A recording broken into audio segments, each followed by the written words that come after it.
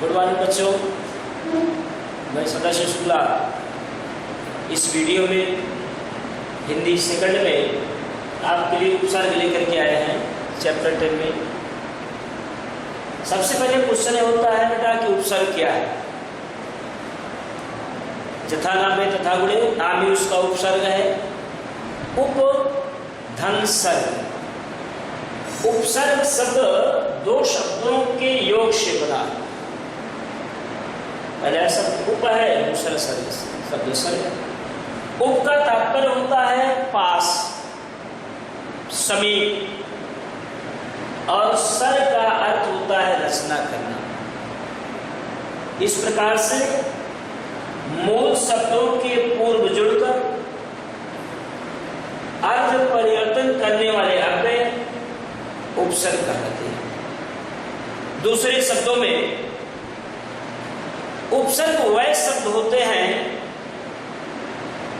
जो मूल शब्द के पूर्व में जुड़कर किसी भी शब्द के अर्थ में परिवर्तन कर देते हैं या विशेषता उत्पन्न कर देते हैं।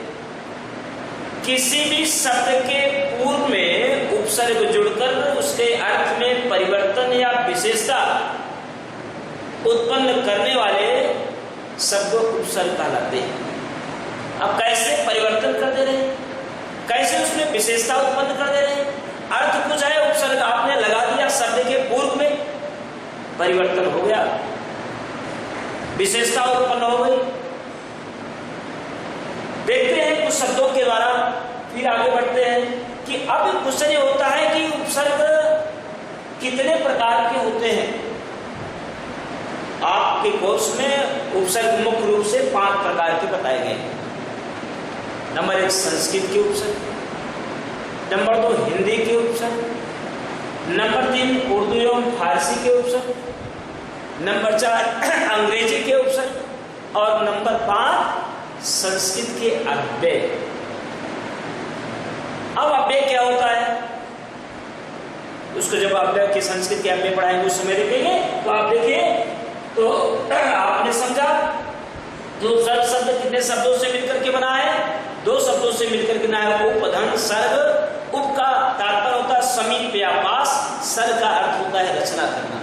जो पास में ही जुड़ करके किसी नए अर्थ की रचना कर दी जाती है उसे उपसर्ग कहते हैं। किसी शब्द के पूर्व में जुड़कर, ध्यान देना है, प्रत्यय और उपसर्ग में डिफरेंस है। उपसर्ग शब्द के पूर्व में जुड़ता है, प्रत्यय शब्द के बाद में जुड़ता है। किसी शब्द के पूर्व में जुड़कर उसके अर्थ में परिवर्तन कर देना, उसके अर्थ में विशेषता उत्पन्न कर देना उपसर्ग कहलाता है।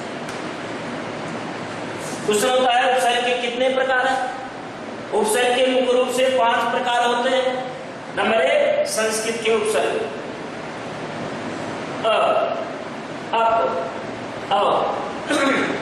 मीन्स नहीं, ठीक है। अब देखिए, ध्यान देना है आपको। आ उपसर्ग है, अर्थ होता है नहीं। किसी भी शब्द में आ उपसर्ग जोड़ दिया गया, क्या शब्द है, धर्म शब्द है। मान लीजिए मूल शब्द है धर्म, इसमें आ उपसर्ग जोड़ दिए, क्या हो गया, अधर्म। अर्थ में परिवर्तन हुआ कि नहीं हुआ। धर्म शब्द था, उसके पूर्व में आ जुड़ गया, असंस्कृत का शब्द है, संस्कृत के अव्यय है, आ जुड़ गया, अधर्म हो गया, सीधे परिवर्तन हो गया पूरी तरह से, कहां धर्म और कहां अधर्म। तो किसी भी शब्द के पूर्व में जुड़कर उसके अर्थ में परिवर्तन कर देना उपसर्ग कहलाता है, विशेषण उत्पन्न कर देना। अधर्म, धर्म मूल शब्द है, आ उपसर्ग लग गया धर्म। दूसरा देखिए उदाहरण, कैसे परिवर्तन हो जा रहा है। अज्ञान, अब यहां देखना है आपको, अज्ञान,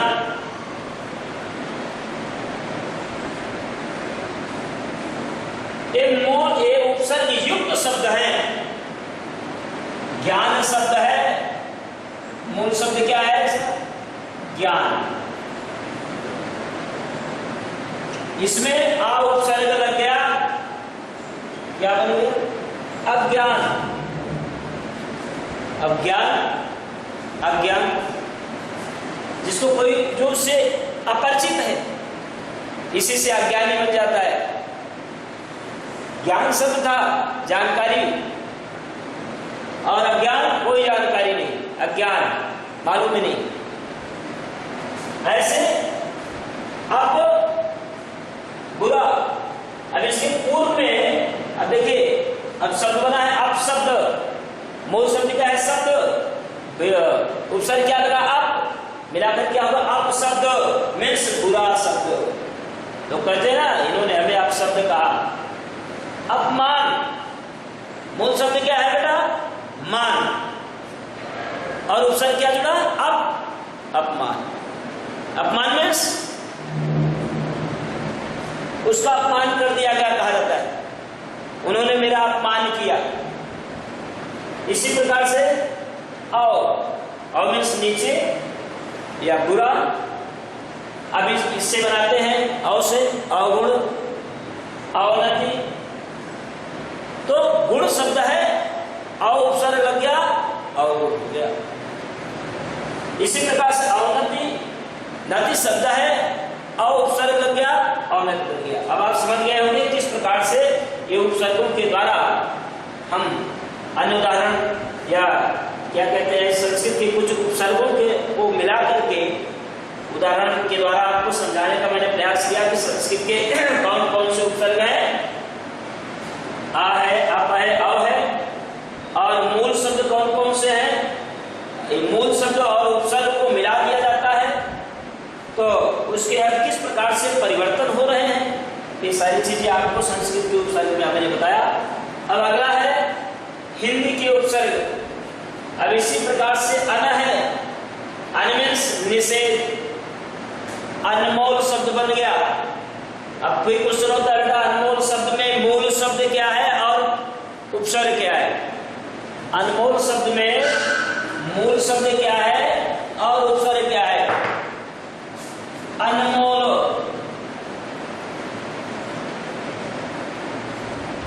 अब मूल शब्द इसका है मोल, उपसर्ग क्या लगा? अन।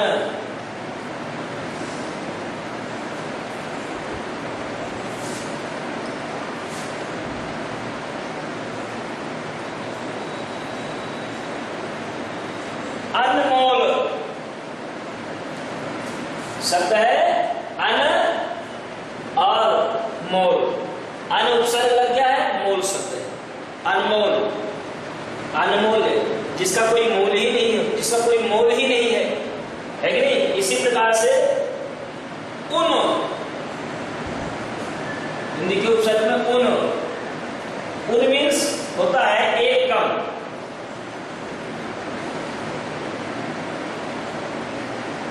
एक कम।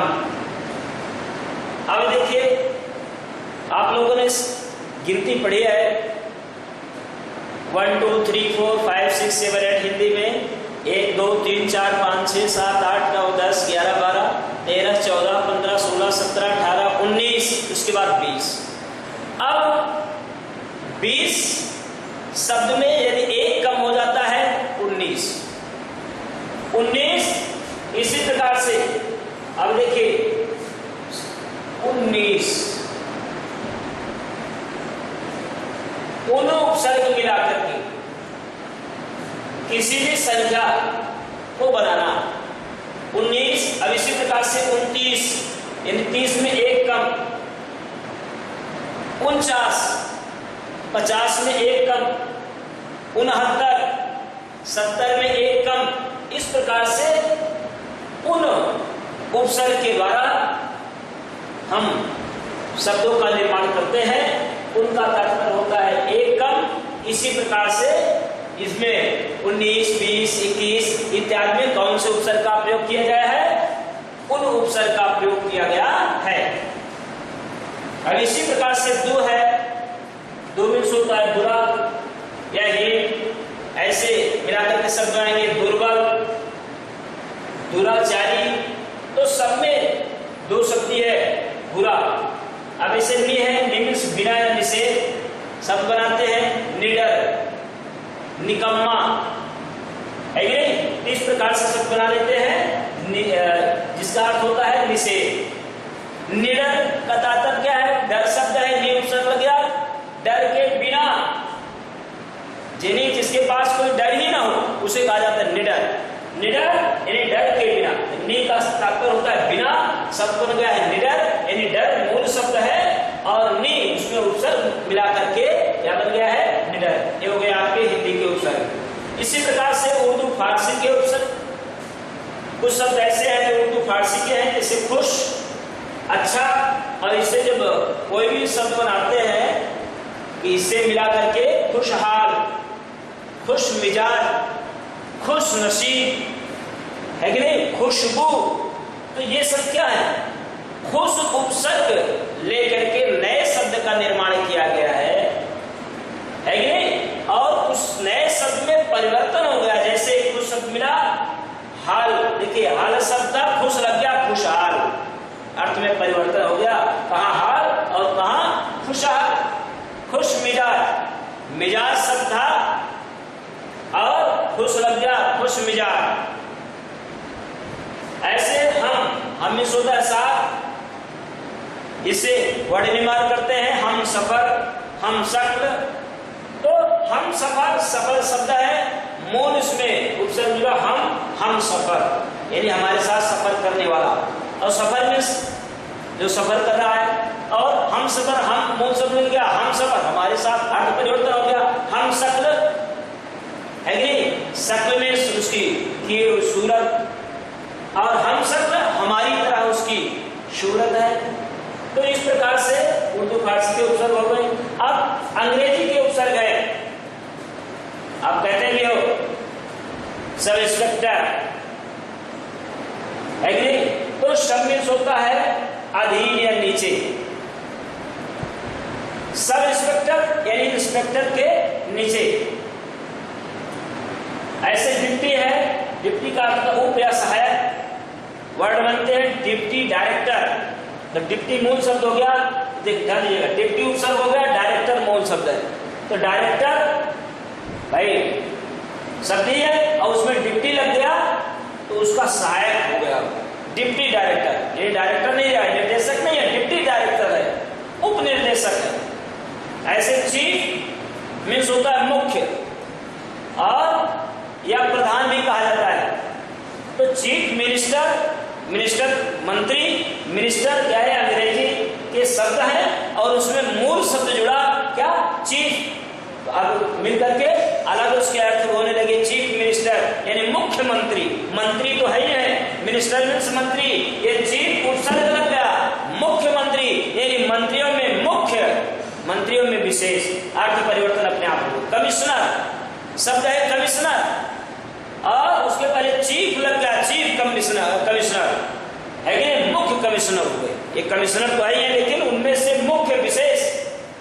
ऐसे हेड प्रधान या मुख्य, तो हेड मास्टर, मास्टर तो है ही, और मास्टरों में हेड यानी विशेष, उनसे बड़े।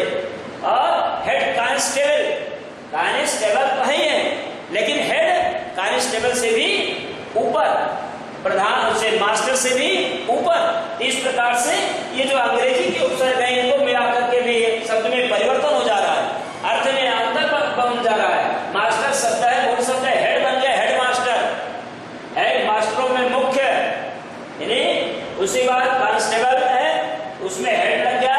अंग्रेजी के उपसर्ग सब अंग्रेजी है, सर, डिप्टी, चीफ, हेड, इससे तुरंत अर्थ में परिवर्तन आ गया, अर्थ में विशेषता उत्पन्न हो गई। अब संस्कृत के उपसर्ग है चिर है, चिर मीन्स कहो चिरकाल, काफी दिन से काल शब्द है, चिर लग गया चिरकाल। चिर परिचित, परिचित शब्द है, कौन शब्द है? चिर आप लगा दीजिए इसमें, संस्कृत के अपने चिर परिचित, तो कहते हैं चिर परिचित अंदाज में उन्होंने मुझसे मुलाकात की, है कि नहीं? चिरकाल तक, काफी समय तक, काल शब्द है, चिर लग गया, शब्द बन गए, परिवर्तन हो गया शब्द में। ऐसे है प्राचीन, तो पुरा, पुरा का तात्पर्य होता है प्राचीन। अब इससे शब्द बनते हैं कि पुरातात्विक, पुरातत्व, यानी प्राचीन तत्व, ऐसे स्व अपना, स्वधर्म अपना धर्म, धर्म मूल शब्द है, स्व लग गया, संस्कृत के अपने लग गए स्वधर्म, स्वकार्य अपना कार्य। तो जिसमें किसी भी मूल शब्द में जैसे ही ये उपसर्ग लग जाते हैं, उस मूल शब्द में बेटा परिवर्तन हो जाता है, उसके अर्थ में विशेषता उत्पन्न होने लगती है, वही उपसर्ग कहलाता है। अब आप समझ गए कि मूल शब्द और उपसर्ग में अंतर आपको छाटने के लिए जैसे दिया जाए, जैसे आपको दे दिया जाएगा कुमार्ग, कुमार, इसमें बेटा मूल शब्द क्या है, मार्ग मूल शब्द है, को उपसर्ग लगा है, मिलाकर क्या होगा कुमार्ग। ऐसे है अनजान, अनजान, इसमें मूल शब्द जानिए, जान मूल शब्द है, अन इसमें क्या लग गया, उपसर्ग लगा हुआ है, अलग करना है तो अन उपसर्ग लिख दिया, जान मूल शब्द लिखिए। इस प्रकार से ऐसे विस्तार से भी पूछा भी जा सकता है, पूछेंगे भी कि कौन उसके मूल शब्द हैं और उसके उपसर्ग कौन कौन से हैं, छांट करके लिखिए। आपको ऐसे छांटना पड़ेगा, जैसे मैं दे दिया कि अधर्म, अधर्म में मूल शब्द क्या है और उपसर्ग क्या है, तो आपको लिखना है धर्म मूल शब्द है और उपसर्ग मिला है, इसे दोनों मिलकर के अधर्म हो गए। ऐसे भी कहा जा सकता है कि आ शब्द मिला करके उपसर्ग बना, आ उपसर्ग मिला करके ये क्या कहते हैं, संस्कृत के उपसर्ग का निर्माण किए। कोई अन्य उदाहरण आप लिखिए, आ से अधर्म, अज्ञान, अप से अपशब्द अपमान, और से नीचे या जिसका होता है नीचे अबुरा, औनत, अवगुण, इस प्रकार से आपको शब्द बनाने के लिए दिए जा सकते हैं। तो ये आज आपके लिए उपसर्ग कैसे बना है, किन दो शब्दों से बना है, उपसर्ग का उपकार क्या होता है, सरकार क्या होता है, और उपसर्ग की परिभाषा यहाँ तो दी ही गई है, मूल शब्द के पूर्व जुड़कर अर्थ परिवर्तन करने वाले अव्यय उपसर्ग कहलाते हैं। लेकिन मैंने अलग से भी आपको बताया कि ऐसे शब्द जिसके मूल किसी भी शब्द के पूर्व में जुड़कर उसके अर्थ में परिवर्तन लाने वाले शब्द उपसर्ग कहलाते हैं। उपसर्ग वह शब्द होते हैं जो किसी भी शब्द के पूर्व में जुड़ करके उनके अर्थ में परिवर्तन या विशेषता उत्पन्न कर देते हैं। जैसे मैंने आपको समझाया किस प्रकार से परिवर्तन हो जा रहा है, धर्म शब्द है, परिवर्तन हो गया, धर्म हो गया, और विशेषता में उत्पन्न हो जा रही। तो यही उपसर्ग के 5 प्रकार के मुख्य रूप से उपसर्ग होते हैं। संस्कृत के उपसर्ग, हिंदी के उपसर्ग, उर्दू फारसी के उपसर्ग, अंग्रेजी के उपसर्ग और संस्कृत के उपसर्ग। आज बस यही इतना बेटा, अगले में प्रत्यय और उसके रूप नेक्स्ट वीडियो में आप लोगों के लिए लेकर के आएंगे। आप लोगों से अपेक्षा है कि आप लोग बड़े ढंग से, बड़े अच्छे प्रकार से इसे समझेंगे। अगर किसी प्रकार से कोई भी प्रॉब्लम होती है तो मुझे फोन करेंगे। Thank you.